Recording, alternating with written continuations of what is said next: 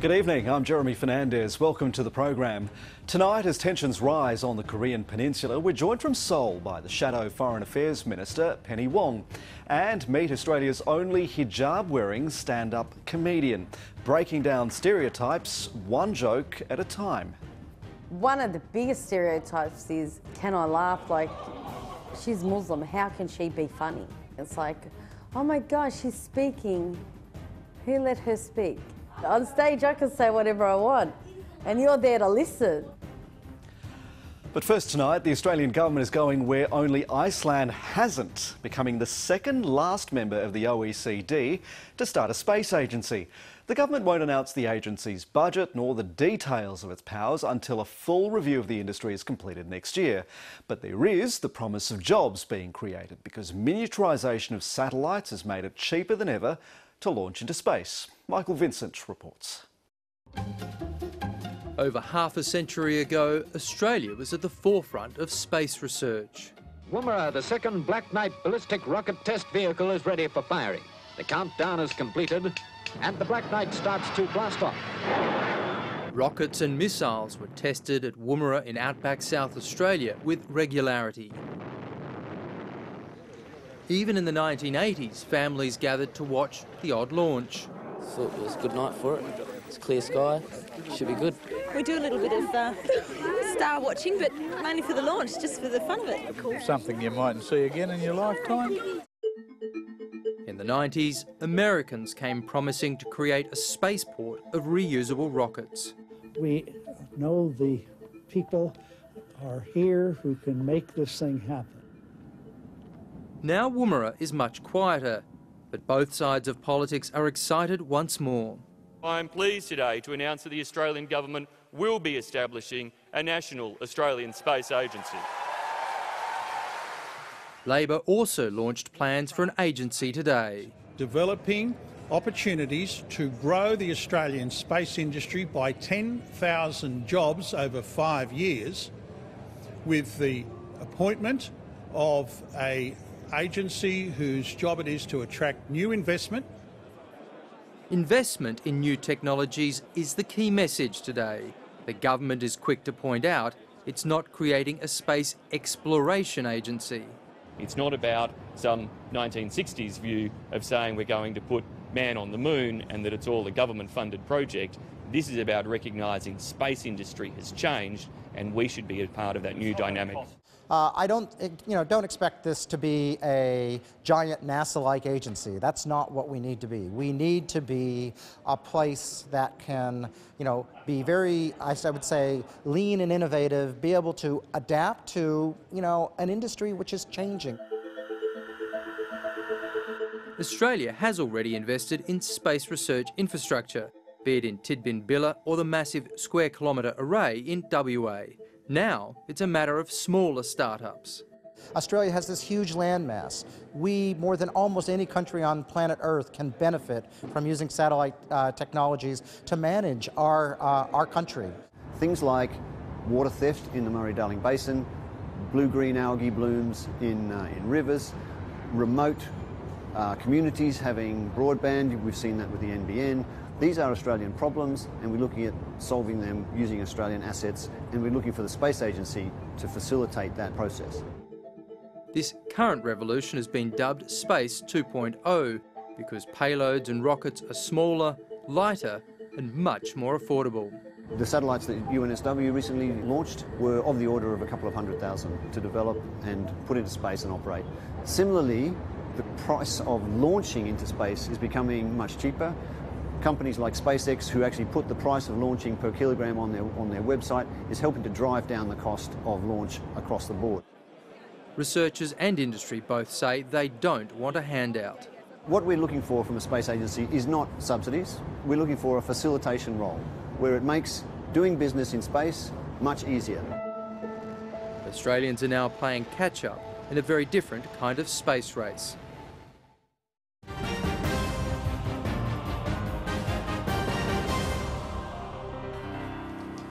Tonight, tensions between North Korea and the US are continuing to escalate, with Donald Trump expanding his controversial travel ban to include North Koreans. The move comes after Pyongyang sent an open letter to several international parliaments condemning the US president's address to the UN General Assembly last week, in which he threatened to, in his words, totally destroy North Korea. North Korea, in turn, called Trump's comments an intolerable insult. The Labor Party's Foreign Affairs spokeswoman, Penny Wong, is currently in Seoul with the opposition leader Bill Shorten for talks on the issue. She spoke with me earlier this evening. Senator Wong, thanks for joining us. Australia's space sector has been relatively neglected for so long. Why this sudden focus on space when there are perhaps more pressing concerns? Well, it's not a sudden focus from the Labor Party's perspective. In fact, Labor went to the last election with a similar policy. Kim Carr's been talking about the importance of the space industry for some time. It's a multi-billion-dollar industry internationally, and I think this is a step in the right direction that the government is actually focusing on it. Of course, there's precious little detail in their announcement, and I hope that there'll actually be some meat on the bones of what the policy actually will mean in the very near future. Now, you just had meetings with South Korea's Prime Minister and the former UN Secretary General, and it seems that the threat posed by North Korea has pervaded a lot of these discussions. North Korea is the greatest risk to global security, to regional security. It's a risk to all nations. But of course, those who face the most immediate risk are South Korea and Japan. And that's why it is so important that Bill Shorten and I are here to demonstrate the bipartisan support for these relationships, bipartisan support for the work the international community is doing to put pressure on North Korea and to resolve this critical situation peacefully. The UN Security Council approved new rounds of sanctions earlier this month. China is also exercising its considerable influence by cutting off supplies, particularly oil. How great is the impact likely to be? This is a good step. That the UN Security Council has increased sanctions, and it is particularly pleasing to see not only China's continued support for these UN Security Council resolutions, but for consequential action as a result.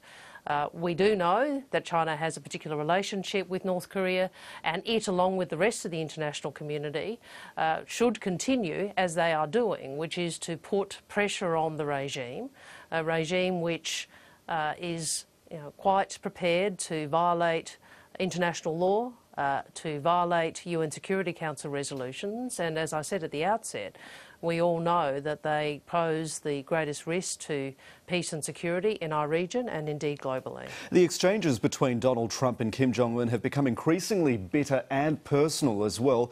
The Russian foreign minister likes it to a schoolyard fight. What's your assessment of the tone of these exchanges and what they indicate about how fed up each of these leaders are? I think it's very important in a situation like this to focus on what we need to try and achieve. What do we need to try and achieve? We need continued pressure on the regime, on North Korea, to try and deviate them from the path they're currently on. We need to ensure we work diplomatically, economically to de-escalate tension. And we, most importantly, need the international community to work together. And that is what is occurring. And as I said earlier, I think it is a very good thing that we see continued action from China, including most recently. But it is true, isn't it, that diplomacy has so far only achieved so much. There's been unprecedented progress this year in North Korea's nuclear weapons program. The US mainland is said now to be within reach. How much more diplomacy is there in this? I don't think anybody who engages seriously with the current crisis on the Korean Peninsula would suggest there are any easy solutions. There is no quick answer. This is a problem that has been developing for years. And we have a regime which is really unprecedented in terms of its willingness not only to violate international law and resolutions of the Security Council, but has gone further than any nation has, and that is to directly threaten the use of nuclear weapons in the way that they are doing. So I don't think anybody suggests that diplomacy is easy, that sanctions are easy. But what we do know is we have to continue to work as an international community to put pressure on this regime. And we also know we have to do all that we can to find a diplomatic resolution to this, because the alternatives are very difficult to contemplate. Where is the evidence that the sanctions are working? What signs are you looking for? Look, it's difficult to see into a regime which is as closed and as frankly hardline as in its rhetoric as they are. But what we do know is that the international community can put pressure on North Korea. We need to do that.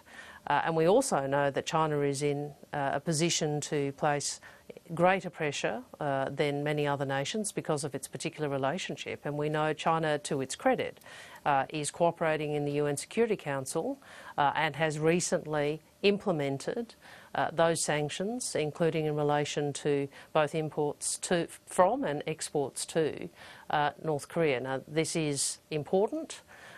Sanctions aren't the only thing you need. You also need political pressure, you need diplomatic pressure as well, but it is important that China is acting in the way that it is. You've been reluctant to speak in the past about the prospects of military conflict, but given that Donald Trump is now speaking in very militaristic terms, does it sharpen your view about the role Australia would and should play?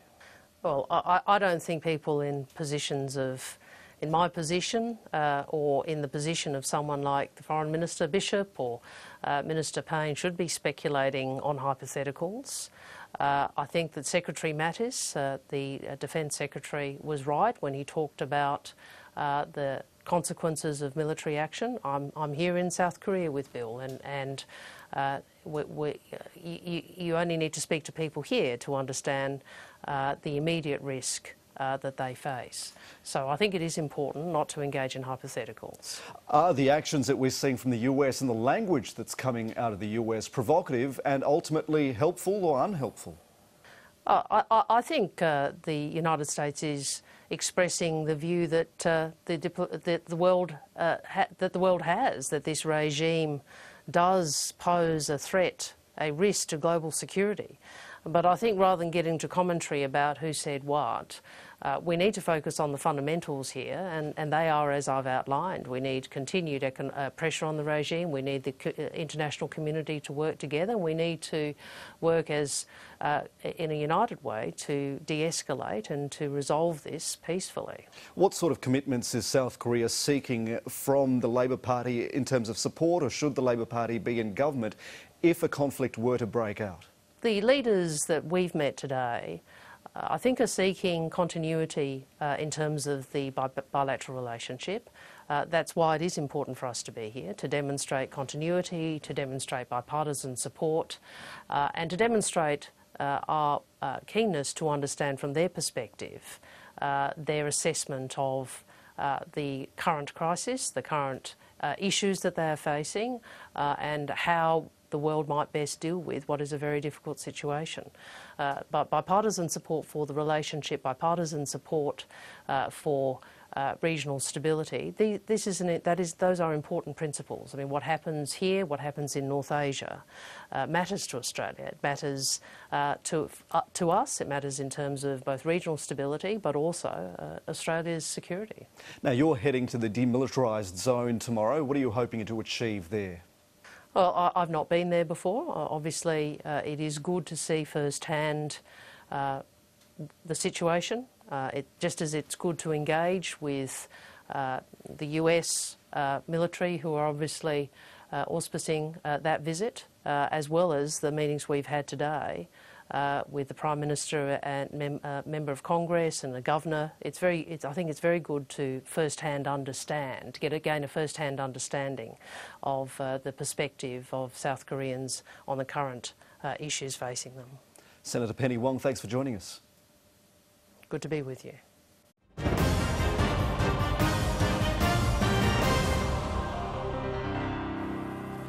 Ahead of New Zealand's general election at the weekend, the focus was on fresh faces. Bill English has only been Prime Minister since December, and the Labor leader, Jacinda Ardern, took over as opposition leader just 7 weeks ago.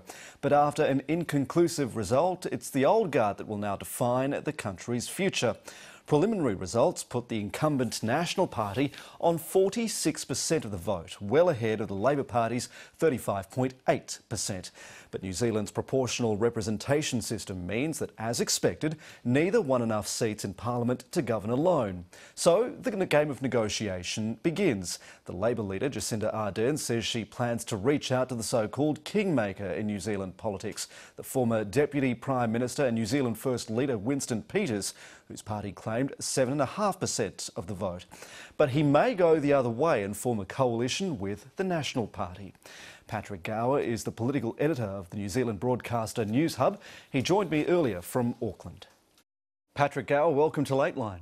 Thank you so much for having me, Jeremy. Winston Peters seems to be relishing his new role as a potential king or queen maker, and he appears to be in no rush to pledge his allegiances either. Yeah, that's right.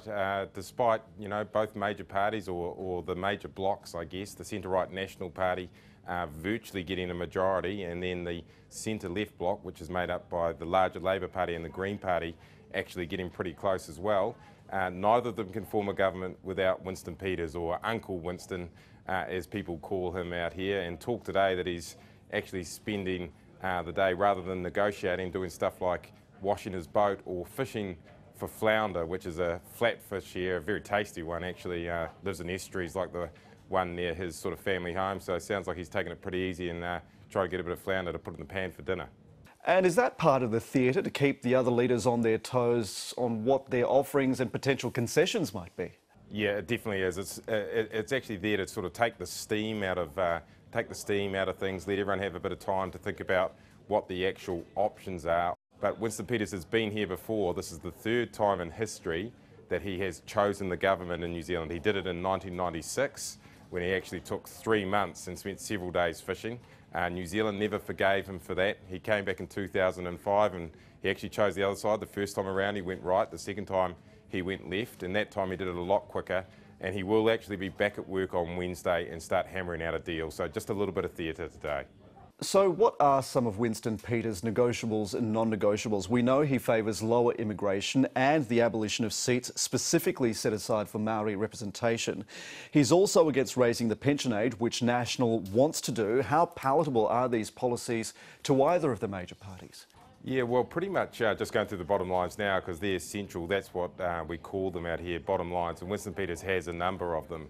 But in terms of getting power, actually, both sides are pretty much prepared to do any of them. The only one that is off the table is what we call the Māori seats. They are seats specifically set aside for Māori voters in this country. All 7 of them were won by the Labor Party. The Labor Party will not allow a referendum on Māori seats. That is the one thing that is off the table. Everything else, and there's about 10 of these, is up for negotiation. For instance, you mentioned there the retirement age. New Zealand wants to raise that to 67, like what you have in Australia. That is off the table. Winston Peters' pensioners are central to his support base. That is an absolute non-negotiable, and the National Party, which has the policy of taking it to 67, would have just wiped that already. Other things like immigration will be more tricky. The National Party is pro-immigration. We've had some of the highest immigration in history. We actually have had the highest immigration in history over the last few years under them. Bringing down immigration will be difficult for them, but again, because they are so desperate to stay in power, that is something they can easily move on. I want to point out one interesting bottom line that Winston Peters has for your viewers, and that's re-entry into a mine here, the Pike River mine. Several years ago, 29 miners were killed inside during an explosion. It has never been entered. Some people say that it's too safe and that too unsafe, and that includes the government. Others, including the members of the miners' families, have always asked to go inside there because they believe that remains can be found. Now, Winston Peters has made it a bottom line that that there's a manned re-entry to that mine. So he will not go into government unless people go inside that mine. So that is a sort of a good example of the kinds of things that he's demanding. Now, the minor parties have been notable losers in this election. What is that being attributed to? Yeah, well, when things got really close, Jacinda Ardern became leader of the Labor Party, forced their vote up really quickly. And then it became what's been termed out here a drag race, essentially between National, or the blue team, and Labor, the red team. That started to squash all of the other parties out of the picture for a little bit, including the Greens and New Zealand First, which are slightly bigger. But for our actual lower level minor parties, there was literally no room left in the race. The race became very, very presidential, and minor parties actually really struggled to find political oxygen. As the race went on, the Greens and New Zealand First managed to sort of find a bit of space back in there, but it essentially became quite a presidential race, and despite us having a proportional system which favours some of the smaller parties, they actually basically just got squeezed out of the race. There just wasn't room for them. Now, one considerable factor is the nearly 400,000 special votes that are yet to be counted. So postal votes, overseas votes, dictation votes for people with disabilities. Whom are they likely to favour, and how will that influence the power sharing negotiations to come? Yeah, that's actually a really important point that you raise, because at the moment, Winston Peters, his New Zealand First Party, if he joins with Labor and the Greens, they're able to form a majority, but just by one. National has much more of a share of the vote. However, specials in this country usually and traditionally favour the left. So everybody is watching for those special votes to come in. If there is a two-seat change, i.e. National loses 2 and the left bloc gains 2, that will make it even more difficult for Winston Peters to make a decision between two sides, and will actually take some of the moral advantage that the National Party has of being the biggest party away from them. So the special votes are very, very important, and in fact we won't see a deal until after we know what those votes do. Now, we know our two countries have a close cultural relationship. How will this result ultimately affect the political relationship? Yes, well, there had been some shenanigans around the Barnaby Joyce issue where a Labor MP was caught out sort of shifting, trying to swap some information about his citizenship. Julie Bishop then said she couldn't trust Jacinda Ardern if she became Prime Minister. So if she does, there'll be some interesting talks to be had between Jacinda Ardern and Julie Bishop. Another really significant trans-Tasman issue actually came up during the campaign as well, which was to do with the rights of New Zealanders in Australia, which have been consistently stripped away by the Australian government. Now, ask the question, should the next time the Australian government takes some rights away from Kiwis living there, should New Zealand retaliate and take some rights away from Australians living here?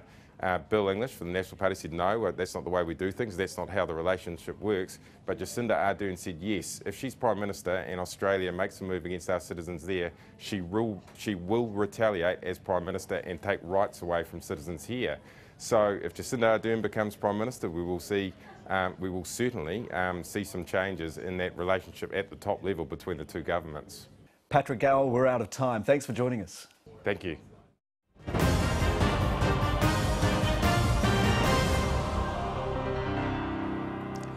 Media coverage of Arab and Muslim lives can often focus on conflict and terrorism, but one woman is determined to break down stereotypes using a powerful tool: comedy. Lateline's Tierney Benini caught up with Frida de Guise in Punchbowl in Sydney's southwest.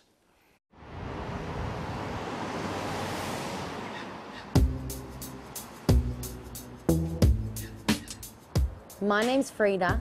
I'm a fashion designer and a comedian. No one ever expects me to be funny. They just expect me to bomb. Give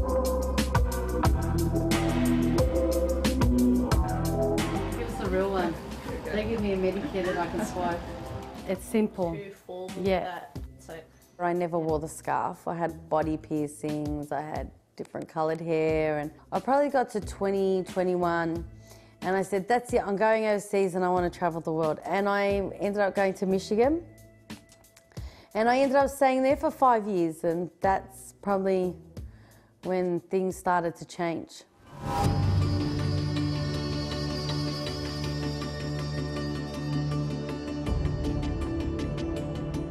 It was 9/11 and the world changed on that day. You could see black from white. You could see America go from freedom to death, like within hours. The streets became dead, and everyone was warned, because where I was living was like the highest population of Arabs in America. It was tough. Like, people were worried that you're going to get shot at, you're going to get abducted, you're going to get bashed, and we had to leave.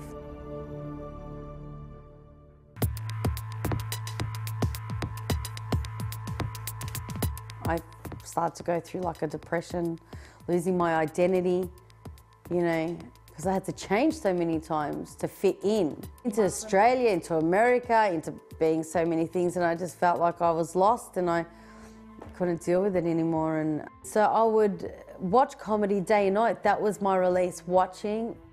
Anymore, I think she's more in fear of being killed by a snack pack. You know, and Pauline, you know, I believe that she was in love with a Lebanese guy when she was younger. And I could just imagine it, you know, this real, you know, good-looking Arabic man would go up to her and say, Pauline, your hair is so fiery like the dunes of the Arab desert. It's the freedom to say whatever you want. You know, because you can't walk down the street and call some white guy, you're racist, man. You know, you can't do that, but on stage you can. On stage I can say whatever I want, and you're there to listen. Is there anything, realistically, given your background, that is off limits? Yeah, I don't talk about God. So I don't talk about any of my prophets or anything like that. Nothing else is really off limits. I mean, look, I have some dirty jokes. I've probably got 3 dirty jokes. But I need those jokes because those jokes are for the people that think that I'm just a Muslim girl that's not allowed to speak. They're my icebreakers.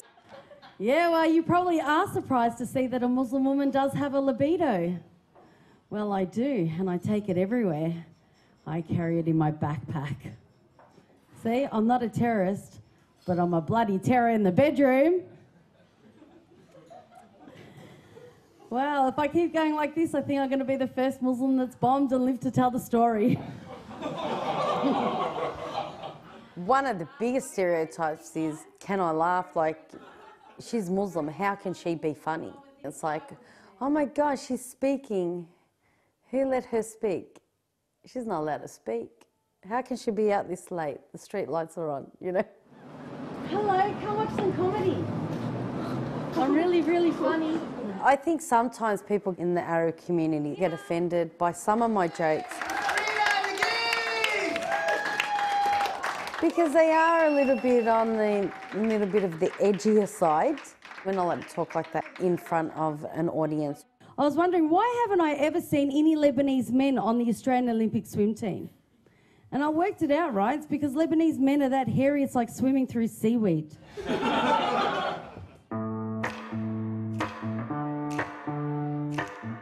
I feel like still Australia's not ready for this Muslim comedian. I feel like they love the idea of a Muslim comedian. Wow, this woman's coming out, she's rebelling against her people, you know, because that's what they think, right? So I think they enjoy this, but then it's like, but where could we put you? We can't put you in mainstream TV, and can't see you going on any of the other stations, because we don't really have a show for you, so we'll just keep you there, and the next, you know, terrorist attack, we'll give you a call, and you can give us your opinion. Good news out of Saudi Arabia. Saudi Arabia, apparently they're going to start taking on Western TV shows. That's right. And the first show that they're going to start producing is The Bachelor, which over there it's called Survivor. I'm flying. And when you get off stage and everyone comes up to you and goes, man, that was awesome. And you're like, hey, okay, I did my job. That was what I was supposed to do.